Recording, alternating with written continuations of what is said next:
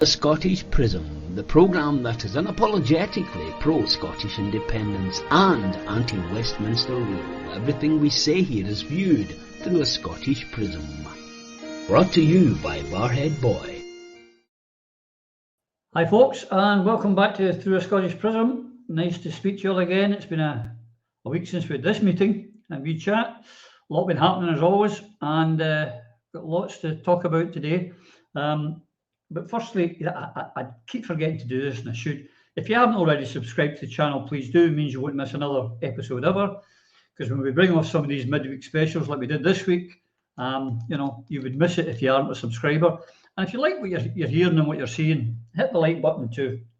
So do that. I'm joined by my good old compadres down there in the borders, Dr. Yvonne Ridley.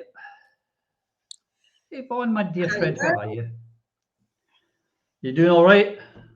Yes, 10 days into Ramadan and just another 20 to go. So all is good. Excellent. And up there in Click Manager, Eva Comrie. How are you? Hi, Roddy. It's been another phenomenal week, so really looking forward to the discussion today. There's a lot to be covered. Oh, you bet you. And of course, there we've got the Coatbridge Cavalier himself over there in North Dakota. Philip, my dear friend, how are you? Excellent. I'm just about to head up north to Grand Forks to pick up my cowboy hat. That's good. I got it curled. It goes flat. You got to get them steamed in these machines. So I'll pick up my cowboy hat later on in the day. Grand Forks. You sure you didn't misunderstand what he said to you? What? Where's my hat? Together, Forks. Right, anyway, enough. A wee bit of business. Before we get started, I'd like to announce there's a very worthwhile fundraiser night out charity next week at the Inver Cars Hotel up in Dundee there between 7 p.m. and 1 a.m. A tremendous for a carer support group, and it really deserves some support, folks. Now, if you're in Dundee and you would like to go, news. Prism, Through a Scottish Prism, has got a wee table and some chairs available. And we've also got our Eva and our Phil are going to host that table. So I've got 6 tickets to give away. So the first 6 people who send me an email who want to go to this event in Dundee next Saturday night, tickets there, roddy1314@gmail.com. First half a dozen people will get those tickets free at the door. As our guests, just go along, participate, maybe make a wee donation or buy a raffle ticket or something. It's a great cause, and we in Prism are delighted to support it. Techie, could you put up that wee advert again, just one more time, and we'll put it up again at the end of the show too. There you go. 8th of April, 7 p.m. to 1 a.m. in the Inver Cars Hotel in Dundee. Okay, folks, you want your tickets, now you know how to get them. Right, so here we are, folks. Been a heck of a week since we last had a wee chat. We got a new First Minister. The result, did it come as a shock to you, Phil? I was going to say, did we? Aye. Did we get a new First Minister? I don't think so. I think we get a new facade and no shock at all. It's, as we said, for me, the fight continues. The clear out has not been substantial enough. The claws of the state remain dug deep into the carcass that was the great SNP. So to revive it's going to take even more work now and further pain. And this is the whole idea. You know, it saddens you. It really does. And when we look at that result, why do we continue to go along with this charade? Why do people go along with it? I mean, it's simple. The people really in control, and it isn't Humza, because he's just a tool in the true Scottish sense of the word. It's easier to fool the people and convince them that they've been fooled. That was attributed to Mark Twain. And there's another one, once the president was bamboozled, it's very difficult to de-bamboozle them because people would rather believe they don't want to believe they were fooled, they'd rather believe they were lied to. So the powers that be, the British state, has thoroughly infiltrated the SNP, and a change of the guard isn't going to change that. And it's a sickener. I hate to do it, but we must accept this very bitter pill, people, or we cannot. You got to admit you got a problem if you want to fix it, as we've talked about before. This is the abject humiliation of the SNP and by proxy, the Yes movement, and the subsequent gloating by unionists, globalist establishments, and credit where they do. I've said before, they've done a number on SNP. I mean, this will continue, unfortunately, unless there's a root and branch clear out to remove all allies to the enemy. And I remember last week when Yvonne was saying SNP is not the enemy, but there are enemies within. And that situation must change. Once Alex handed over, they have carefully examined their prey. They realised how close we ran them. They fear us. So they sought out the weaknesses in their prey. They're very good at it, be it sexuality, failed previous careers, sexual impropriety, ego, naivety, sheepishness, vanity, arrogance, all of these, as well as perhaps well-intentioned but certainly misaligned with the greater society and filled with discombobulating primary ideologies around non-core issues. These people were played like a fiddle, identified, assessed, and played like a fiddle. They're not leaders, they're sheep. So you just look at some of the changes in the cabinet, you look at taking somebody like Ivan McKee out. Ivan McKee, superb business track record, replacing with Joe Fitzpatrick, a serial politician and an ex-piano tuner. What the hell are you doing? That's deliberate sabotage. That's not clever. It's clever if you're working against Scottish independence. So they need to be demoted and re-educated, all of these clowns. And we have to get back in and remove all these clowns all over again. So, and we can we bring them back into line? I hope so. But if they fully fallen to the dark side of the force, which is a possibility, indeed a probability in some cases, then it's the ejector button. Or as Billy Connolly more accurately put it, the jobby weaker. Eva, the other thing for whom's a problem, one of the many problems, I mean, he spoke about unity throughout the campaign. He was going to unify the party and unify the Yes movement and get everyone pulled together. But his message didn't quite resonate even with the SNP members, because the reality was he got under 50% in first preference votes. He actually got 48.2% in first preference votes. The other two candidates, namely Kate and Ash, between them got 52% of the first preference votes. So if ever we needed unity, a leader who would say, well, I've got under 50% of the first preference votes, so I need to unify this party. His first actions, by insulting Kate and in effect demoting her, didn't lead to unity. It doesn't augur well, does it? He should have been magnanimous. And he should have offered Kate Forbes her own job back, because there is nobody in Scotland who thought that there was anybody in the SNP could do that job better than Kate Forbes had been doing it. So she should have had her own job.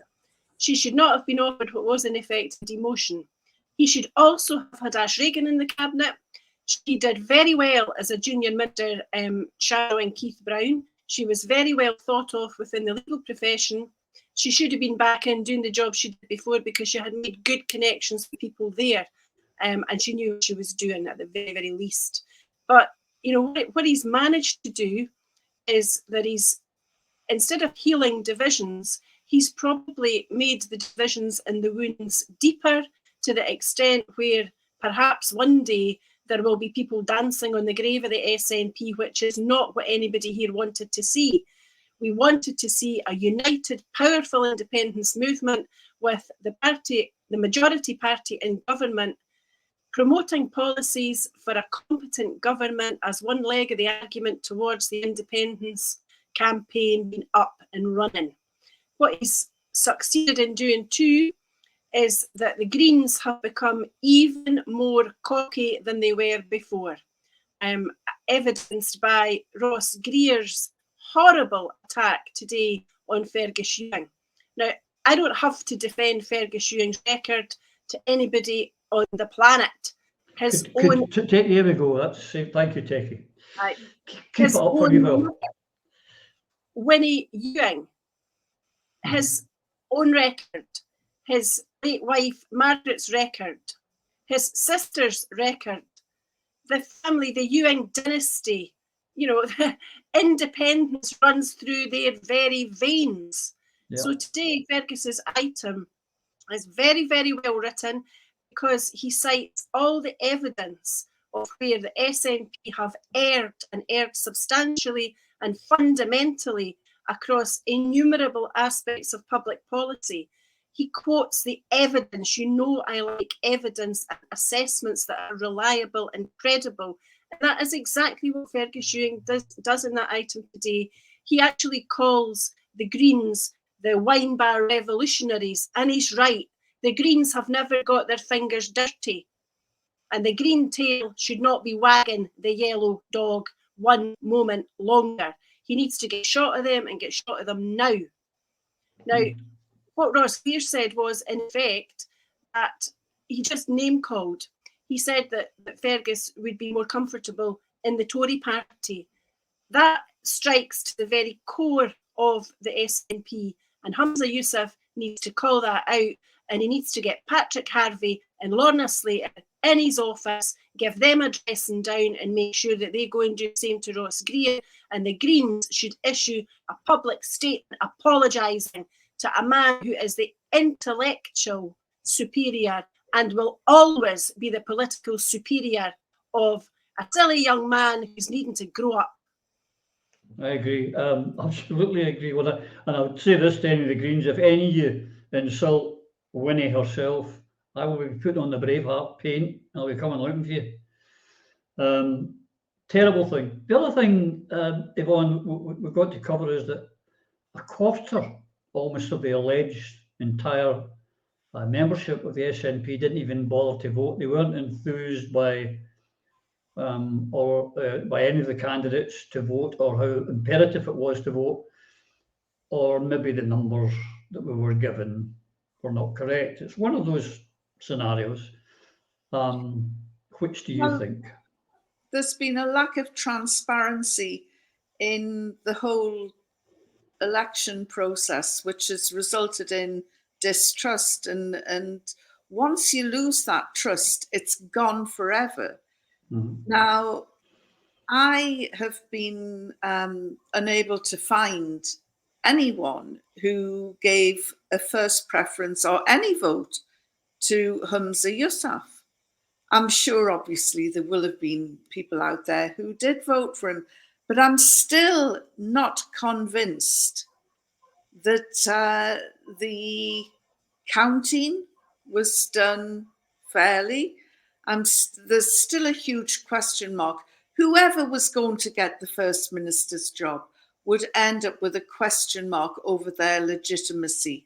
And this whole process, how the SNP managed to sabotage its own election is beyond me. And as for the Scottish Greens, apparently they've got access now to inside the cabinet. I think some astute person had spotted something in a publicity shot of Humza and his gender balanced cabinet, and there on a small screen was a little logo that indicated that the Greens PR man was listening in to everything that was being discussed in Humza's cabinet. I'm not sure that that's right. But I thought it was an April Fool. I mean, oh, right, you saw it as well. Well, maybe it was an April Fool. This is the trouble. The SNP exactly. have many question marks over their credibility that if something major had happened in the party this morning, they couldn't announce it on April Fool's Day because people just don't know. But I did read Fergus Ewing's piece in which he described the Greens as a small group of fringe extremists. And I'm glad he picked them out as the Scottish Greens, because they're nothing like their English counterparts. who are quite lovely, quite cuddly, and really genuinely nice people. Caroline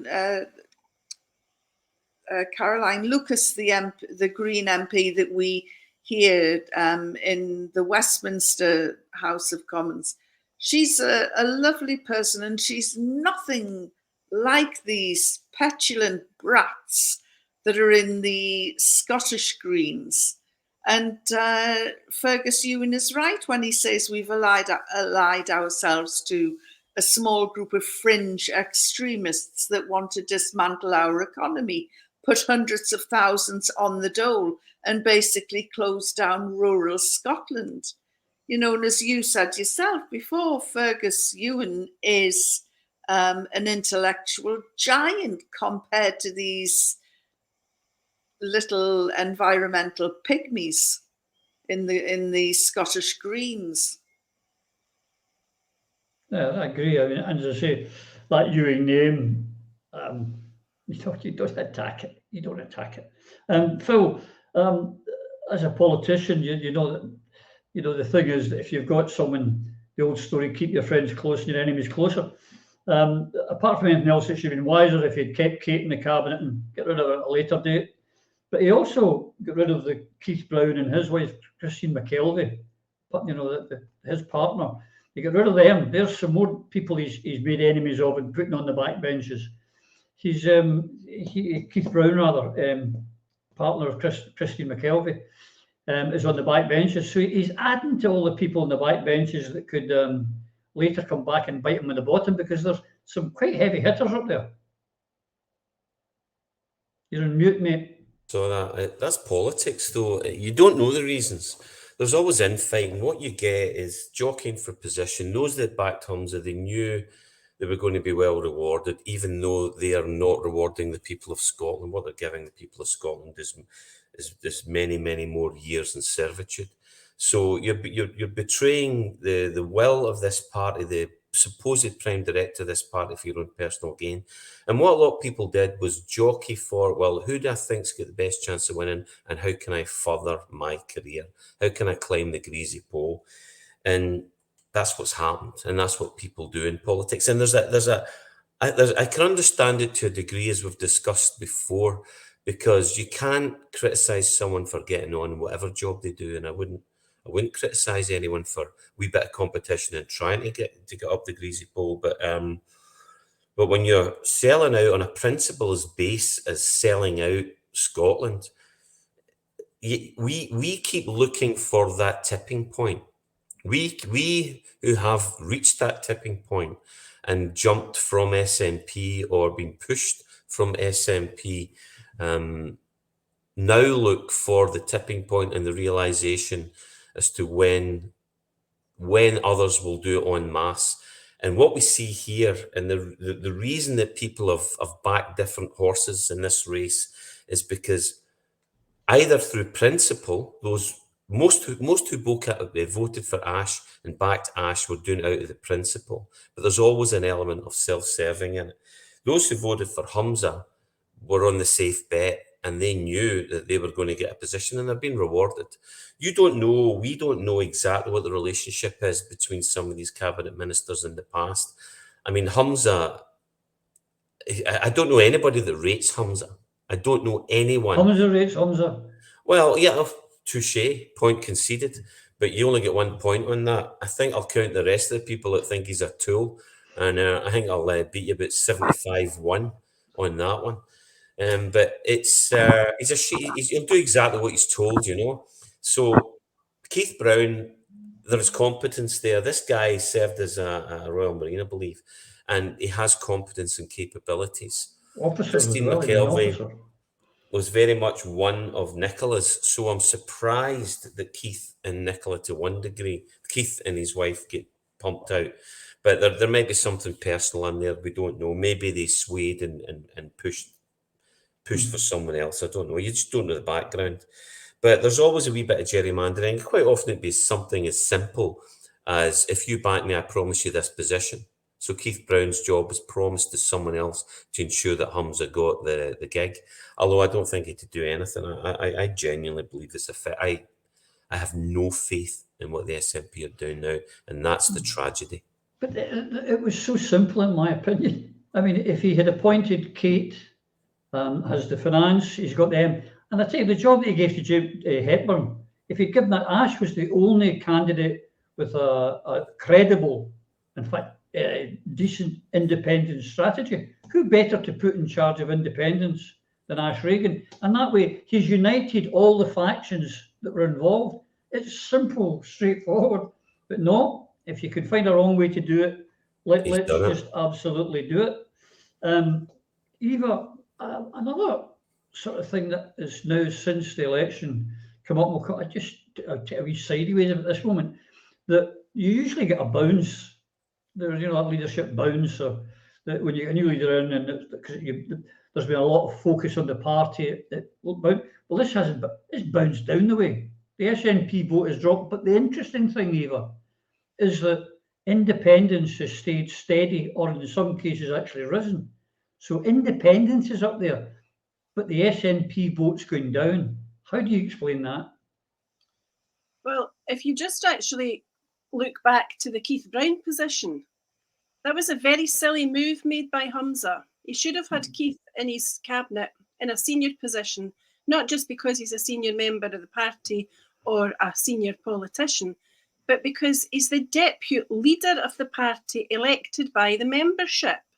On that basis alone, he should have been in a strong position, regardless of what you might think privately or even publicly about Keith's own competence or ability. He is a man with substantial experience, so he ought to have been there.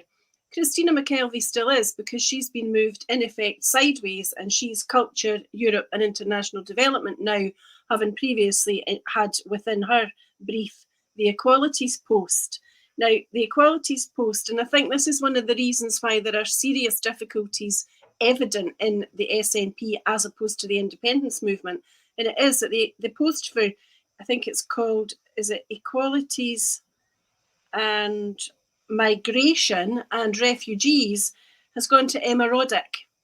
She's 25 years old. I can tell you beyond any shadow of any doubt that at the age of 25, that is not a job that I would have been able to do.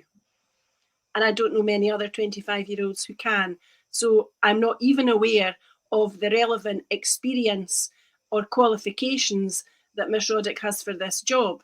But as Alba's National Equalities Convener, who is also disabled and who was #1 on the SNP list for Mid-Scotland and Fife, I wish Emma Roddick every success, and I hope she will go out of her way to meet with a number of the communities who will need her services. That includes the Gypsy Traveller communities, especially in Fife and in Perthshire.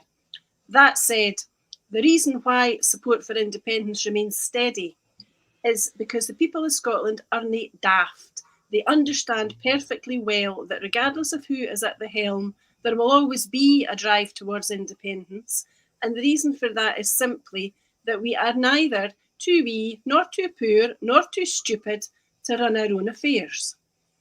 The problem is that the SNP now seem to be becoming too wee in terms of membership, too poor in terms of the talent pool that is being drawn on, and their leader has now, in the space of just his first few days, shown that he's actually too stupid or too weak to be able to say to the people who supported him, actually hold the bus, I was kidding on with you for the sake of getting to this stage in my career. I'm not going to get you the job I was promising after all, but hey, that's politics. There'll be something in my next reshuffle for you. So if he wants to be the leader who takes Scotland to independence, then I would strongly suggest that he has to redraw his team list and he has to get the big hitters back in again, because the people want independence. The majority want independence. You know, the most recent poll, I think, has said that current support is about 52. It was less than 30 when the 2014 date was fixed. If we're sitting even at 50 just now, with a date, a drive and a united campaign, we will see independence within the next few years. Whether we will see it with this current cabinet or with an independence minister that most of the people of Scotland haven't a clue who he is, don't know what his independence credentials are, would struggle to identify him, and who's going to ask people in the grassroots of the SNP and perhaps also the Greens to tell him how to do his job, speaks volumes. But again, I'm always helpful with advice. I know that the SNP watch us and they listen and they copy us, and they're more than welcome to keep doing that. So if they want to have a wee look at the ALBA website again, they'll find the independence strategy narrated there. It is not necessarily too late to pursue the question of an electoral event on the 19th of October this year, but for sure it is high gone past time that the Constitutional Convention was reinstated this very week. So Jamie Hepburn, there's number 1 on your to-do list, Constitutional Convention. Number 2, international activity that's real and substantial. Number 3, political activity comprising, at the very least, disruption at Westminster by individual SNP and ALBA MPs. Kenny's done his bit. Neil did his bit. The bill introduced by Neil on self-determination is coming up. Now's the opportunity, SNP, to show that you did go down there to settle up, not down. Quite right too, Eva. We're talking a while back. I remember a while when Joanna Cherry, Yvonne, was replaced by the drama student, and we thought, this is ridiculous. How could you, one of the towering intellects of the movement, never mind the SNP party, and one of the towering intellects of Scotland is relegated for a drama student who has disappeared without a trace, really, down there. And you thought, well, they can't do anything like that again. But hey, we have Kate Forbes, again, probably in Edinburgh, the intellect of all, a high Cambridge University educated, highly intelligent girl, replaced with no harm, Shauna Robinson in finance. It's just incredible. It's a dumbing down. Well, it is a dumbing down, but there was also something that really hit me and would have resonated with more than half of the population of Scotland. And that was when Humza Yousaf made great play of the fact that 5 members of his cabinet were under the age of 40, which sort of implies that we all go gaga after 40. And I just thought, there's no gravitas, as you said, in that cabinet at all. I mean, I'm a big watcher on BBC Parliament during the day. And when Joanna Cherry stands up to speak, people listen. Even the Tories stop their barracking and backchat. And they do listen because they know that when she's going to open her mouth, she's going to say something that is important. The same with Kenny McCaskill. When he stands up and speaks about energy, people listen at what he has to say. And then we've got these pipsqueaks in his cabinet. And as I said, the Holyrood Parliament, they look like the Botox Club. They're sitting there clapping like seals, and they're lightweights. There's no sort of person in there, maybe with the exception of Kate Forbes, who can really speak, make a point, and hold people's attention. And I just think that I do know from the SNP members that keep in touch with me, I do know that quite a few in the party are very unhappy at the way that Mr. Continuity sort of cut out Kate Forbes and Ash Reagan. But the other negative impact that came about was the role of the rural minister. Now, that has been perceived rightly or wrongly, as a minor, inconsequential role. And that will also have alienated a lot of farmers in Scotland as well, who would have seen what he did and thought, why has he treated that job as something that is to be used as an offence, as an insult? And so there's lots of negative things that have come out. And sadly, I've met Humza Yousaf on several occasions, and he's a nice guy. I do not believe that he has done this off his own bat. Someone is pulling his strings and, have said, right, don't even talk to Ash Regan. Make an offer to Kate Forbes that she can refuse.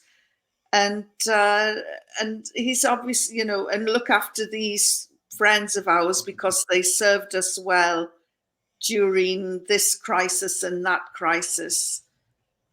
And if he's not careful, Humza will become a pound shop Boris Johnson. Or Liz Truss. Oh, well, or Liz Truss, who... What I'd like to know is, will he last longer than my lettuce? Iceberg lettuce. I'll bring my lettuce next week and show you how it's doing. But I really tried and wanted it to be. I wanted to. Everyone in this programme wants it to be successful. Wants the SNP to take us to independence. Wants anyone to take us to independence. But within 24 hours. Phil, I'd already knocked up 5 vital, ridiculous mistakes that were made. The first thing he said after he got elected, he said verbally, I'll be going for a Section 30 right away. Before he had closed his mouth, Sunak's spokesman has already said, well, you're not getting one. Get back in your box, jockey boy. So that, and then he then compounds it with all the things we've mentioned of getting rid of Kate, ignoring Ash, getting rid of Ivan McKee, all this little talent that Sturgeon had in the party, he jettisoned it out. But then his other one is, through the campaign, apart from talking about unity, which he's destroyed, he also said he would take the legal advice on the Section 35. And now he doesn't seem to be going to do that. We don't know, is he, because he's got to make his move in the next few days. And again, the first photograph he went for, Phil, was not with any of his new cabinet appointees or his new deputy even. It was with Patrick Harvey and Lorna Slater was his first public photograph. So is he going to appease them again? It goes back to what we're talking about earlier. Is the tail still wagging the dog? Obviously. I mean, he's a liar. Humza, you're lying. You said you were going to unify. What have you done to unify? Section 35, sitting with the Greens, he said he would. He said he would get everybody together, snubbed Ash, gave Kate the bombs rush, get rid of anybody that was a serious threat.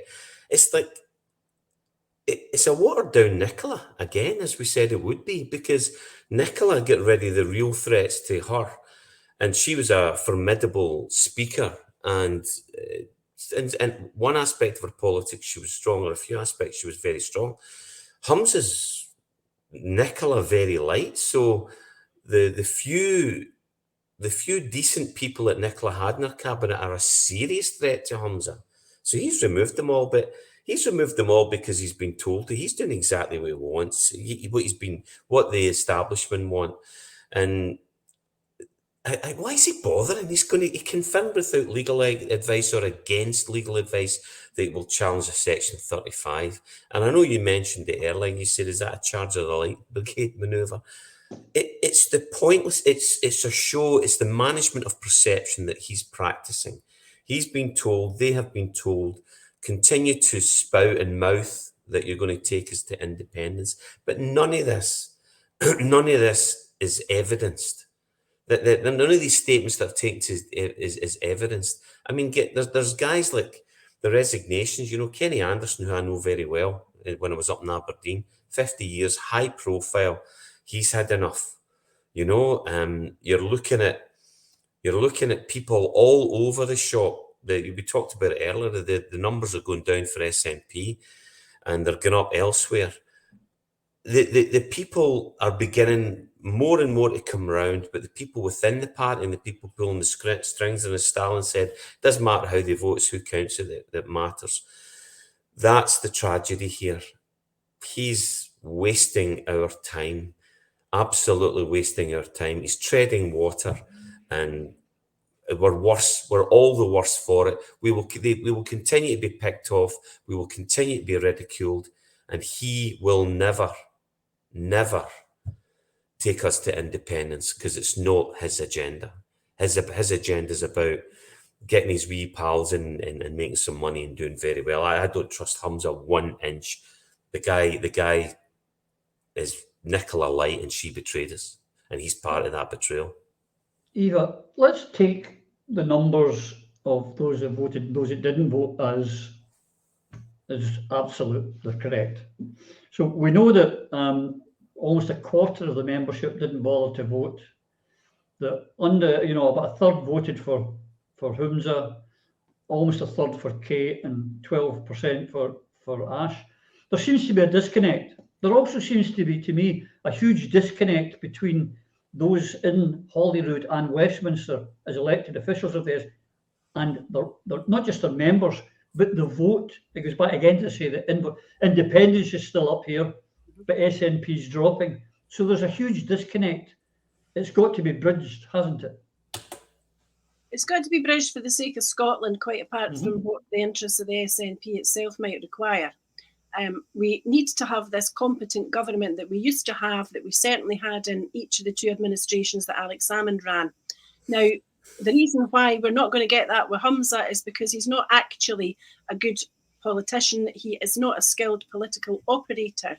He does, as Yvonne and Phil have already described, appoint the wrong people to positions for the wrong reasons. It just looks like jobs for the boys almost. So I think that what we need to look very seriously at in terms of our activism across the movement is seeking to persuade Humza to understand that what he's best to do is to try to lead a government and to recreate competent government and have somebody else running the Yes movement. Because if he tries to do both, it'll be disastrous for both.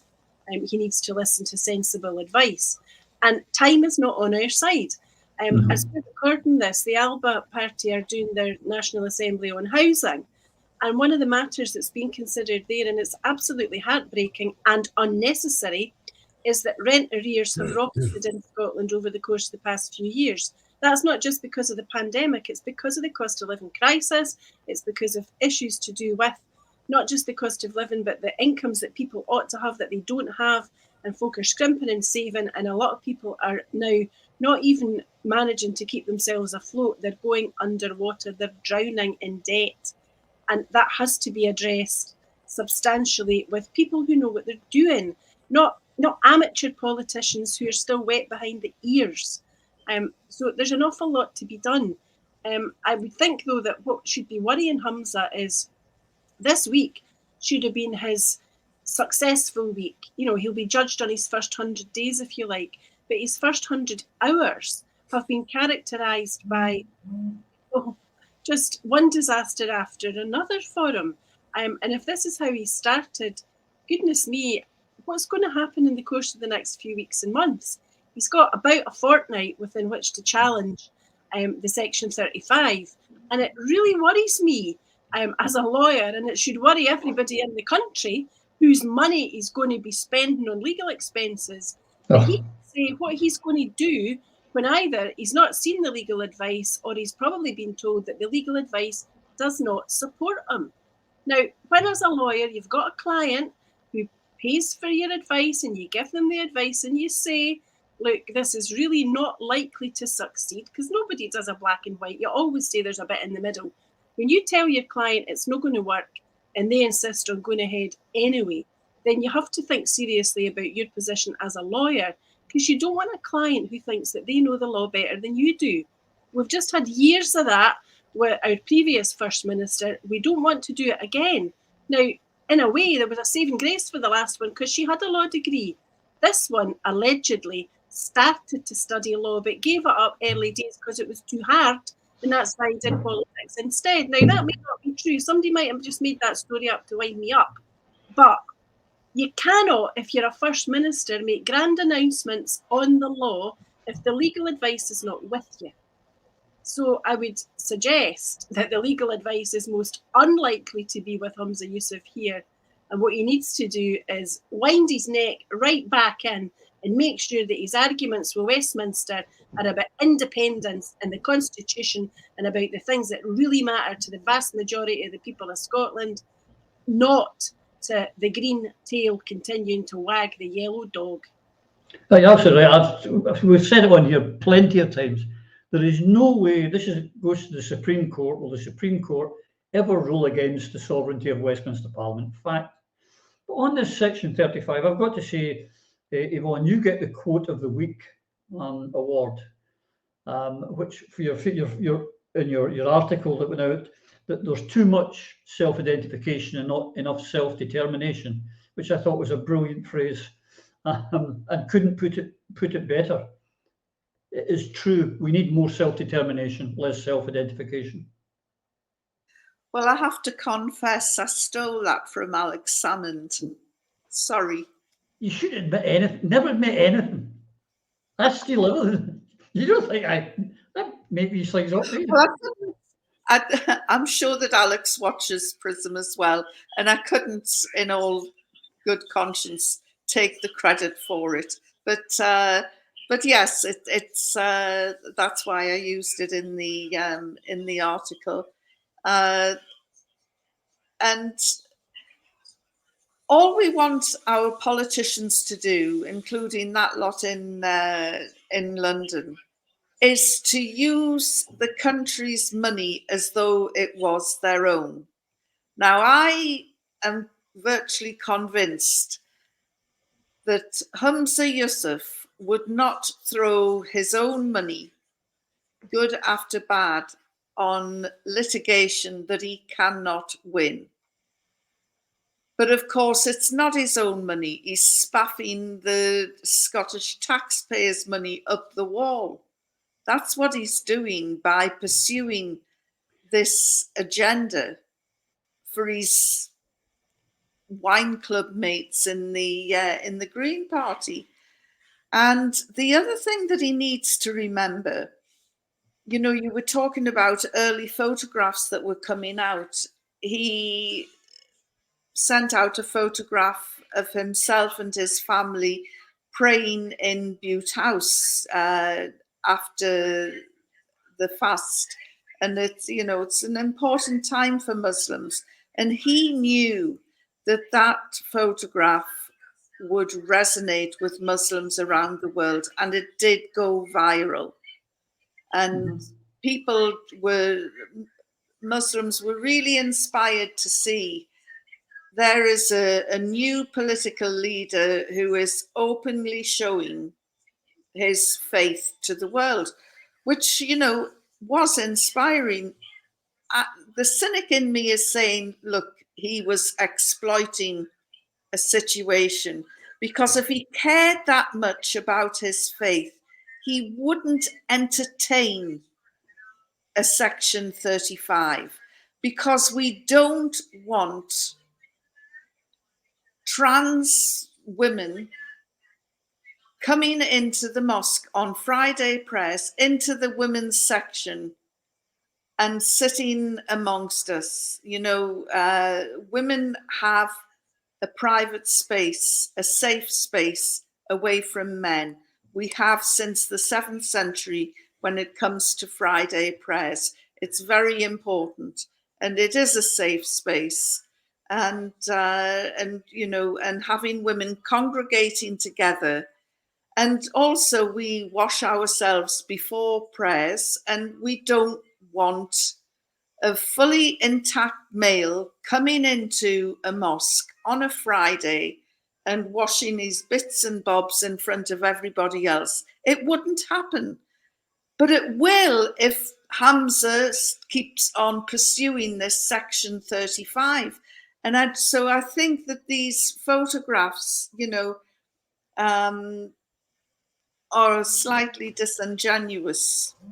And I hate to burst people's bubble over that, because so many people have been really inspired by the fact that we've got the first Asian Muslim leader in Butte House. You know, his local school where he went with Anna Sarwar, the kids were interviewed on TV the other day, and they were all saying, well, we can get involved in politics, and it's great seeing, you know, the opposition leader and the leader both coming from that school in Glasgow. So yes, a private school, Hutchins Grammar. Yeah, so there's a lot of responsibility riding on his shoulders, a lot of which he doesn't realise.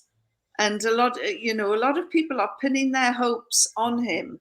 And if they fully understand what this Section 35 is about, I think that the congregation at his local mosque will be mortified. Yep. You say that the Muslim world was impressed by it. I would think that the feminist world weren't too impressed with it either, because it showed you no women in the prayer meeting. They were all excluded. They were elsewhere.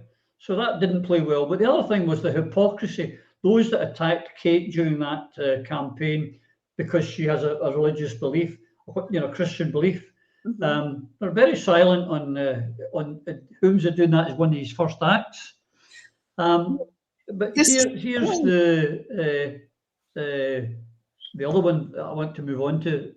You're an ex-MP, Phil, and you know the MPs down there. And one of the other things that he did, which I thought this is just terribly wrong, was the attack on Margaret Ferrier and demanding that she resign and goes for a by-election. It was uncalled. This is an ex-con. Anyone who's been in the SNP, not like one of the Johnny-come-latelys, but knows that Margaret Ferrier, I question that anyone worked harder for the SNP anywhere in Scotland. If it was a by-election for the council up in Aberdeen, she was there, or Wick, or Thurso, or Shetland, down in Ayrshire, she was everywhere, a worker extraordinaire. And in fact, she was Keith Brown's campaign manager when he ran for deputy and was successful in having him elected as deputy. A tremendous worker. She made a mistake, we know that. But so have others. There's a Tory MP who made, he's not going to get any suspension from the Parliament. It turns out she's going to be, but what Humza did to her was despicable, disloyal, and to me, bullying of the first order. Yeah, but that's the kind of man Humza is. Just again, it comes down to his actions, not his words. You know, it's like, and even here he posted this. It was very clear what he was saying, and he wants a by-election to get on his own, and it's as simple as that.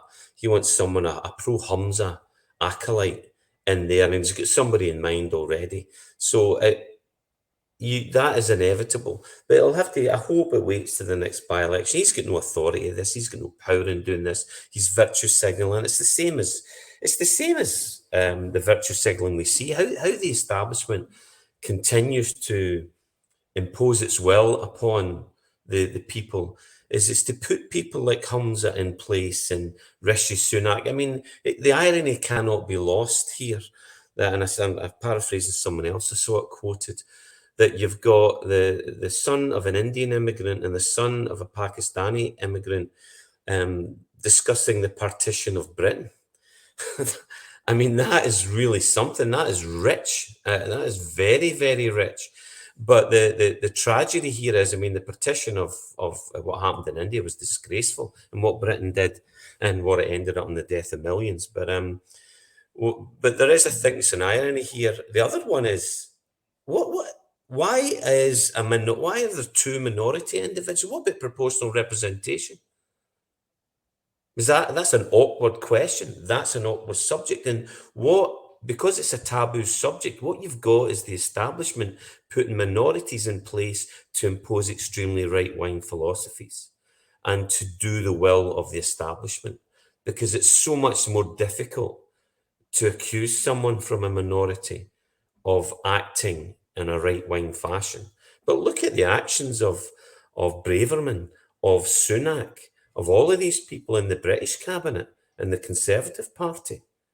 And look at the actions of what Humza will do. He will not take us to independence. Look at his ruthlessness, his viciousness on Margaret Ferrier, the way he's put down people in the party because he's been told what to do. He's a tool, he's malleable, and he will do exactly what he's told. So no, there's no unity here. He's continuing to destroy the party. As we saw, what we mentioned Kenny Anderson earlier on. People are catching on to this, and it's deliberate sabotage. He's deliberately continuing to sabotage the cause for independence, as Nicola did. So hell, Mendel. There's one other thing that's really sort of pending, Eva, which is another one that it could be a banana skin. We need the SNP need a new. I'm still saying we, even after all these years, I'm still saying we. The SNP require a new CEO. If this is just another spouse of one of the MPs or MSPs, it will just send out the wrong message. This needs to be advertised externally and bring someone in who's got a brush to clean things up. But will they allow that? I think that we've already established that Humza is a weak leader. And he betrays his own weakness again in the context of his replies when being asked about Margaret Ferrier. He seems to not shy away, shall we say, from kicking a woman who's already down, who gave substantial loyalty and substantial effort over decades to the independence movement and to the SNP in particular. And it is really sad to see the leader of a once proud democratic party stoop to that level. He knows perfectly well that those VIPs, if you like, that committed crimes, because that's what they were, whether or not they were prosecuted over the course of lockdown, got away scot-free. You know, Prince Charles came to Deeside in lockdown. He had his holidays there. Prince Charles, now the King, brought COVID to Scotland. I didn't notice him being prosecuted. He's still kept his job. He's not getting the sack. There are innumerable politicians, especially Tories, and their advisors, as we know, committed far worse crimes than Margaret did. Margaret was convicted, sentenced to community service, which she has done. She may not be able to retain her seat. Does she deserve that when you look at what's happened to other people? And maybe if Humza was a stronger character and a real leader of an independence movement, he would make a statement retracting what he's already said and stop trying to make unnecessary points, because it only proves his own shortcomings as a leader and as a member of this movement. As far as a CEO for the SNP is concerned, yes, of course, it should be publicised, advertised publicly, and there should be a list of applicants that should become available to the senior members of the party, shall we say. It shouldn't just be an appointee who is announced at some later stage. Chances are, though, that the appointee already knows that the job is in the bag. It'll probably be one of the assistants who's already mired in the ongoing scandals and the ongoing police investigation. And that does not augur well for the party or, again, for the movement. And, you know, what I keep having to go back to here and remind people is the SNP is not simply a political party like Labour or Lib Dem or Tory or any other party almost in the history of the world. The SNP was founded to achieve independence for Scotland and to promote all Scottish interests. It has a prize at its heart, you know, a very, very dear dream, but it's a principle. And we should have the SNP as a principled party in whom those who support the independence movement can have complete trust. They should be absolutely at the pinnacle of decency, morality, integrity. They should be beyond reproach. As it is, we're seeing them slump in terms of all of these attributes, and it's very, very sad to see. It can be fixed, but it's only going to be fixed if Humza is able to drag it through the current mire and come out the other side showing transparency and honesty and decency and a desire to do what the members want, not what a small minority, but particularly the green influence, require them to do. Yeah, absolutely wonderfully well said, Eva. The clock's kicking on. There's a few things I want to get in before we finish things up today. Techie, can you stick up that picture I asked you to get ready? And then I'll tell you why I'm putting it up, Yvonne. That there, would you believe, and no, that's Dubai, part of the UAE. I'd love to put up a picture of Aberdeen, but while this is happening in Dubai, they're closing 6 libraries in the oil capital of Europe because they can't afford to keep them open, Yvonne. It just sort of, to me, highlights why Scotland needs to go. I mean, I go to Dubai a lot, as you know, and you look at Dubai and you see what they've done with their oil wealth. And they don't have whiskey and they don't have the foods. They import all their food. They don't have the life sciences that we have. They don't have half of what we've got. And you look at Dubai and then you look at Aberdeen, which is better than a lot of places in Scotland. It just highlights why we need to get out. Absolutely. But, you know, are we going to be jumping out of the frying pan into the fire because the whole world order has suddenly changed? BRICS, which is Brazil, Russia, India, China, and South Africa, have now contribute over 31.5% of global GDP, while the G7 share has fallen to below 30%. So that means that BRICS is expected to contribute over 50% of global GDP by 2030. So it means that, you know, independence for Scotland is more important now than ever because Britain, as it is known, and the rest of its allies are sinking. Their economies are going down. Yeah. We don't want to go down with them. And I think that various economists who've been advising Alipur have talked about if we don't join the EU, there's BRICS. And so, you know, we now start to see things in a different world order, and I think that is very important. And we've got to stop going along with this narrative pushed by America that Putin, Xi Jinping, Lula da Silva, Narendra Modi, they're all the bad guys. These are people that we're going to have to be talking to. And so there's no imagination in the SNP at the moment. They're still talking about when our priority is to get back into Europe. Well, that's collapsing. They're going down the pan slowly, but you know, it's there is no third world now. Although the way our country is being run in terms of the economy, we're heading third world. Yep, the world is. I noticed a clip today on YouTube somewhere. It was the son of the Ugandan president saying that if troops invade Russia, they will send Ugandan troops to defend Moscow. I mean, who would have believed that African countries would start doing that? But we're last thing on this. Now that everyone's opened up BRICS, Phil, it's been announced this week that, including those countries that has been mentioned, Saudi Arabia and possibly to UAE are going to join up in September, but definitely Saudi. And I'm hearing that UAE, who are very close to Saudi, of course, may do the same. And this will tip the balance even further.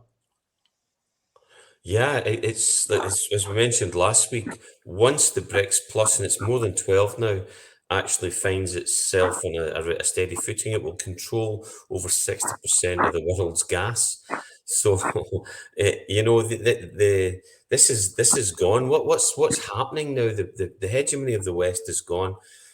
I mean, this is and spells the end of the petrodollar's dominance. I mean, it will still have an impact. I mean, if you remember and you note that China and Brazil will dump dollar future trades, and they'll now do that in yuan or in Brazilian real. This follows India's and Russia's agreement to trade in rubles and rupees for oil. So what we're facing now is a radical change, and this is good. This is good for the people planet. What people of the planet? Why wouldn't we want competition? Isn't that supposed to be what capitalism's about? You know, the powers that run the collective West have not behaved well traditionally. And Africa, the reason the Africans are talking about turning to the defense of Russia, the Russians and the Chinese in particular, are investing in Africa. We promised and failed to deliver. We promised, for every 10% we promised, we gave 1. We've not followed through with it. And, you know, I'm not concerned about this, because rather than the West continue to control the absolute control of the peoples of the earth through war, finance, avarice, continuing to develop globalization by corporations, these new countries in BRICS are now talking about the sovereignty of people.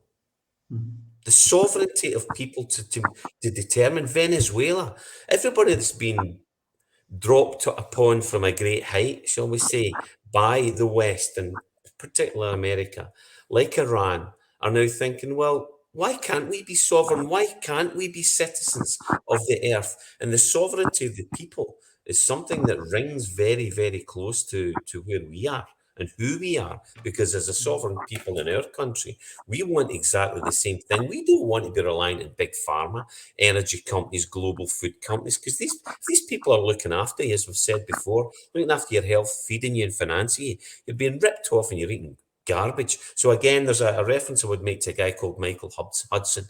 We want to understand what's going on in the global climate, and the petrodollar is a mechanism to enrich the United States, which it has done, will diminish significantly. It won't disappear, but America's in a rough ride, and Elon Musk and others like him are saying don't buy in for the next 12 to 18 months, given what's coming down the line. And sadly, that applies to our people, the people of Europe, and particularly in Scotland. So we're in for a rough ride, folks, and Humza ain't going to save you. No, and that's why it all comes back to, as I say, all those things that are doing wrong, and bullying Margaret Ferrier. It's just not acceptable, especially, Yvonne, when you think others got away with it.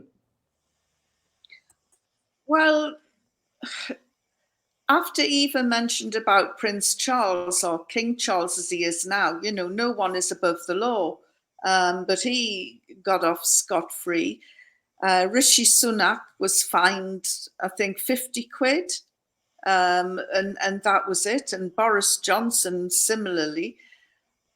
I think if Margaret Ferrier had had the backing and the support of the party that she has been so loyal to, then this wouldn't be happening to her now. No, you're right. She's in danger of losing her job. And there was Ian Blackford, when he was leader of the SNP, jumping through hoops to protect that sex pest, Patrick Grady. When he was, he brought disgrace upon the party. So I think that Margaret Ferrier has been unfairly treated, and it's about time. You know, people like Keith Brown. She worked so hard on his campaign. Where's his gratitude? Where's his loyalty? Why isn't he standing up? You know, why haven't they got the backbone? They're really quite disgraceful. Watching Joanna Cherry sitting alone on the benches, getting the evils and poisonous looks from her fellow SNP MPs. It's disgusting. You know, there's just no reward for loyalty. I don't know if it's an infection in Westminster. I mean, we've seen the disgraceful way that Keir Starmer has treated Jeremy Corbyn by telling him that he can't stand as a Labour MP in the Islington, in his Islington seat. And that's a man who's dedicated more than 40 years of his life to... There's no loyalty. There's just no reward for loyalty at all. And and Margaret Ferrier has been treated disgracefully because she's not in with the in crowd. And that's purely why. Good. I've also been heard actually since at Holyrood, Ash Regan's getting sent to Coventry treatment by her colleagues, which is disgraceful and disgusting. You should be ashamed of yourselves. Eva, last word to you, my friend, before we go. Thank you, Roddy. Everybody here is aware of the Cheviot, the Stag and the Black Oil produced by the 784 Theatre Company. Now, they were called that because 7% of the population had 84% of the wealth.